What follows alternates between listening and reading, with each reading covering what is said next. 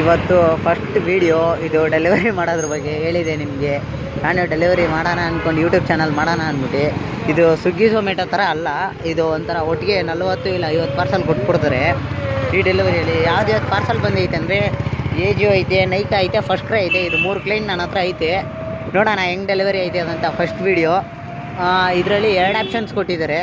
ಒಂದು fixed salary 20,000 ರೂಪಾಯಿ, ಇನ್ನೊಂದು ಬಂದ್ಬಿಟ್ಟು ಪೀಸ್ ತೆಗ್ದೆ, ಇನ್ನೊಂದು ಬಂದ್ಬಿಟ್ಟು ಒಂದು ಪ್ರಾಡಕ್ಟ್ಗೆ ಇಷ್ಟು ಅಂತ. ನೀವು ಯಾವ್ದು ಬೇಕೋ ಅದನ್ನು ಚೂಸ್ ಮಾಡ್ಕೋಬೋದು. ನೋಡಿ ಒಬ್ಬ ಕೈ ಇಟ್ಕೊಂಡು ಓಡಿಸ್ತಾವೆ. ಈ ಶೋಕ್ಕೆಲ್ಲ ನಾವು ಚಿಕ್ಕ ವಯಸ್ಸಲ್ಲಿ ಮಾಡಿರ್ತೀವಿ. ನೋಡೋಣ. ಆಲ್ಮೋಸ್ಟ್ ಇದು ಕಾಲೇಜ್ ಹುಡುಗರಿಗೆ ಸಖತ್ ಅನ್ಕೋತೀನಿ. ಕಾಲೇಜ್ ಮುಗಿಸ್ಕೊಬಂದು ಇವಾಗ ನಾನು ಸ್ಟಾರ್ಟ್ ಮಾಡಿರೋ ಟೈಮು 4 ಗಂಟೆ, 4:12. 4:12ಗೆ 25 ಪಾರ್ಸಲ್ ಕೊಟ್ಟಾರೆ. ಫಿಕ್ಸೆಡ್ ಸ್ಯಾಲ್ರಿ ಅಂತೂ ಮತ್ತು ಏನು ಒಂದು ನೋಡೋಣ ಎಷ್ಟು ಅವರ್ ರೂಟ್ ಆಗುತ್ತೆ ಅಂತ. ಇದು ಒಂದು 2 ಅವರ್ ಇರುತ್ತೆ ಅನ್ಕೋತೀನಿ ಅಷ್ಟೇ. ಎಲ್ಲ ಗೊತ್ತಿರೋದೇ ಅನ್ಕೋತೀನಿ ಆಲ್ಮೋಸ್ಟು. ಕಾಲೇಜ್ ಹುಡುಗರಾದರೆ ಆರಾಮಾಗಿ ಮಾಡ್ಬೋದು. 20,000 ಬರುತ್ತೆ ಸುಮ್ಮನೆ ಏನು ಕಷ್ಟಪಡ್ದಂಗೆ. ಅಂದರೆ ಈ ಜಾಬ್ ನೋಡ್ಬೋದು.